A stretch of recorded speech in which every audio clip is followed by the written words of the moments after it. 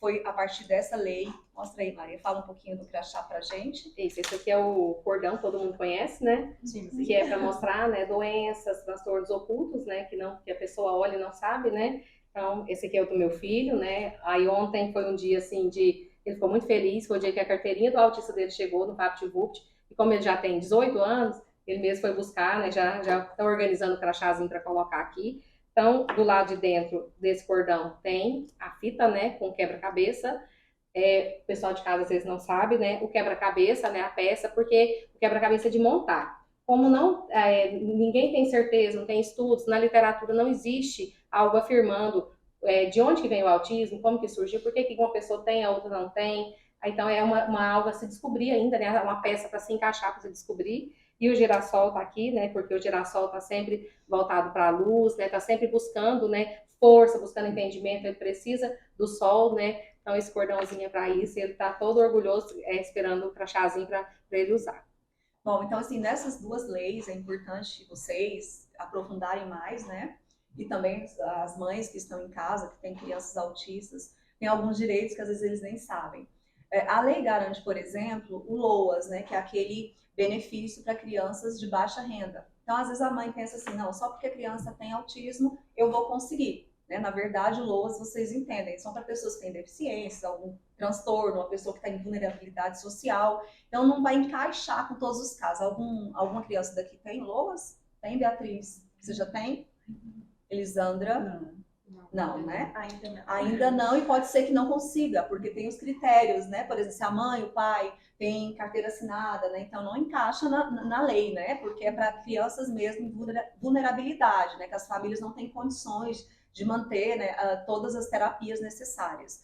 Outro direito, né, primordial, que acho que é importante a gente ressaltar, a coisa assim, que às vezes a gente pensa, até a gente brincou, né? Porque o Marcos Filho, agora, como ele já é adulto, vale ressaltar, Marcos Filho, com 18 anos, está na faculdade. Está na faculdade. Na faculdade. O curso que ele sempre quis. Que ele sempre quis. Então, qualquer uma criança tem os mesmos direitos, tem os mesmos né, deveres e as mesmas capacidades, né, Maria? Então, isso. o Marcos Filho foi para a universidade esse ano, fazendo um curso na área de, né, design, né? Super na moda hoje, né? Designer aí. E ele já está fazendo um curso há muito tempo, ele tem muita facilidade. Então tem crianças que não vão encaixar nessa lei, né? Mas a gente brincou com o Marcos Filho, porque eu ainda brinquei com a Maria. Falei assim, agora ele pode comprar um carro mais barato, né? Porque é um dos pontos da lei, né? Então quem tem criança autista tem um desconto muito interessante, né? Na compra de carros novos.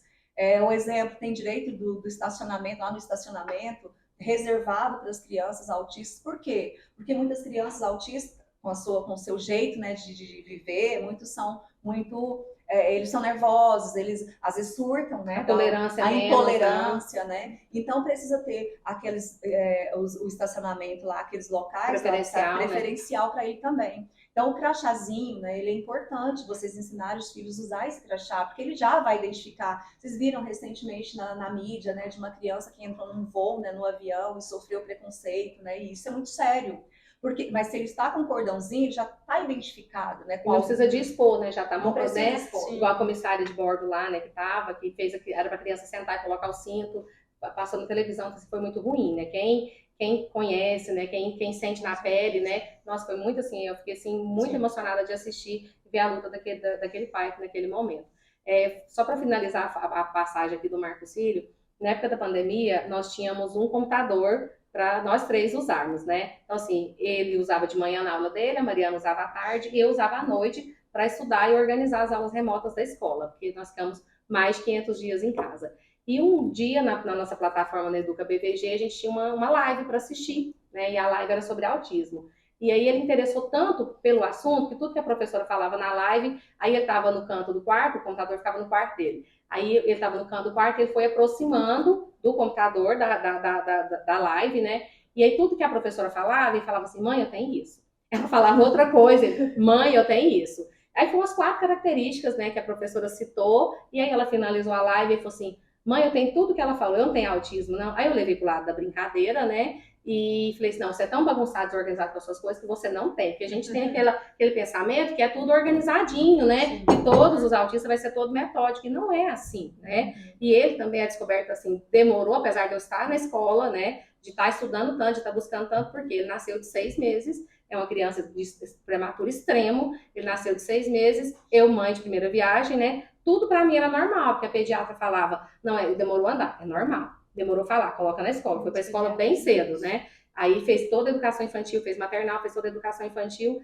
Aí quando ele não teve prejuízo, aí depois ele passou, teve toda uma assistência, ele passou pela fono, com a neuro, né? E tudo normal, porque há quase 19 anos atrás, que ele já faz 19 agora em maio, há quase 19 anos atrás, a gente não ouvia falar tanto isso, não tinha lei, não tinha tanto esclarecimento, né? E ele se identificar, já no ensino médio, né? Ele se identificar e pedir avaliação, porque, como eu disse, o processo é longo e caro, né? E pedir uma avaliação neuropsicológica de presente de aniversário foi algo, assim, gigante para nós, né? Então, assim, para nós, como se diz, só veio o papelzinho, né? Algum benefício que ele vai ter de não ficar na fila, porque ele é bem impaciente, né? Mas olhando para ele, ninguém fala igual para os filhos de vocês mesmos, né? Que a gente não consegue, assim, né? Tem algo ali, né? E ele é um adulto, né? Que ele já é adulto, já extremamente inteligente, autodidata, ele aprendeu a mexer no computador sozinho. Teve até, foi no programa do Marcos Mion, teve uma pergunta, ele passou de frente à televisão, na hora que a Perky perguntou da tabela periódica,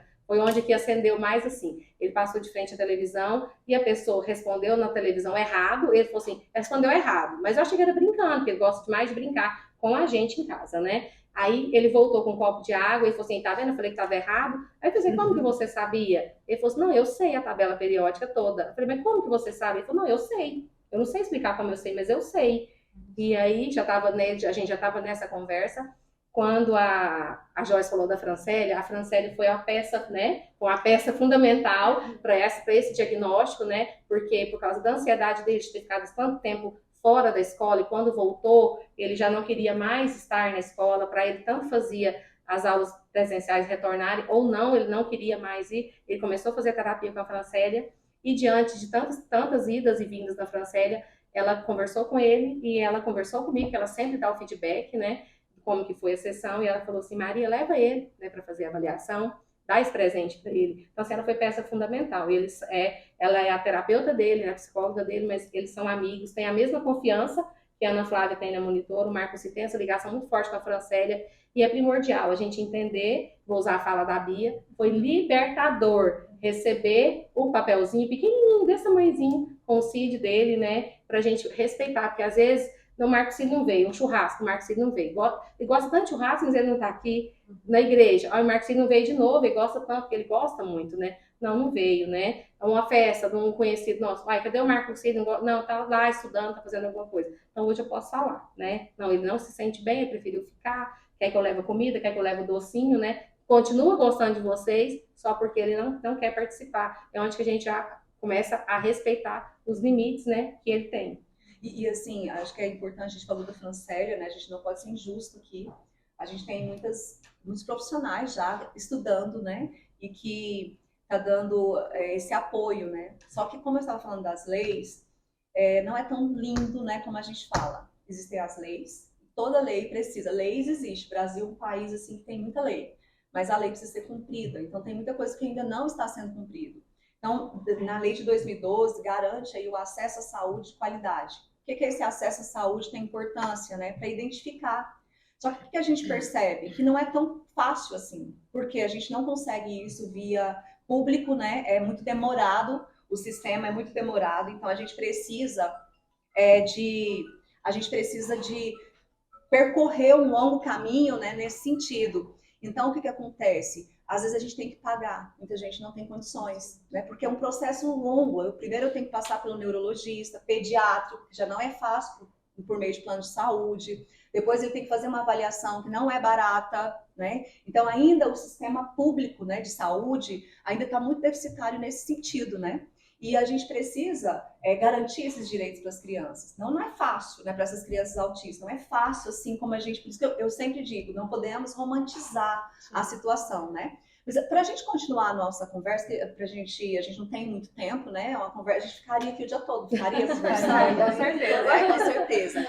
Eu queria que vocês, mãezinhas, principalmente vocês quatro, que vocês pontuassem, se pensem rápido, pontuassem para o pessoal lá de casa, qual foi o seu maior desafio enquanto mãe de um autista? Fala pra gente, Bia. O meu maior desafio, sendo mãe de 2 autistas, foi tanto a família e como A família não aceitar? Como assim? alguns pontos da família. Ah, sim. A gente em si, eu acho que as meninas também sentem, a Maria do Socorro, apesar que é um bebê de 18 Um anos. bebê de 18 anos. Mas sente, eu posso dizer o preconceito, eu posso dizer o julgamento. Esse julgamento pesa muito. A sociedade em si, o aceitar, o ver alguns movimentos, ver algumas coisas e aceitar. Porque somos mães atípicas, somos mulheres, somos muitas coisas. Muitas. Muitas coisas. Se somos, A gente né, não meninas? para. Só porque a gente é a gente também. Precisa de carinho, Sente, né? isso, a gente sente, dói. Não é tudo flores. Tem lá. Tem mais seus espinhos. momentos. Isso, Tem mais muitos. espinhos. Hoje eu posso dizer, se o chuveiro falasse. O chuveiro ia falar Já muita chorou coisa. muito, né, Beatriz? Muito. Então, assim, em muitos momentos, o autismo, a gente supera muita coisa. No autismo, a gente encontra amor, paciência. A gente, às vezes, a gente até ri de alguma situação. Mas também dói. Então, esse é seu maior desafio até hoje, como mãe dos 2 autistas e como autista. Né? Como E autista. como autista. E uma coisa, eu só quero levantar uma coisa sobre o cordão. O cordão também é libertador. Os meninos usavam sempre a pulseirinha. E quando o Davi foi no ECAD, na penúltima consulta dele, no momento de espera dele, ele fica muito nervoso e ele fica gritando boi. E eu passei uma situação muito difícil no ECAD.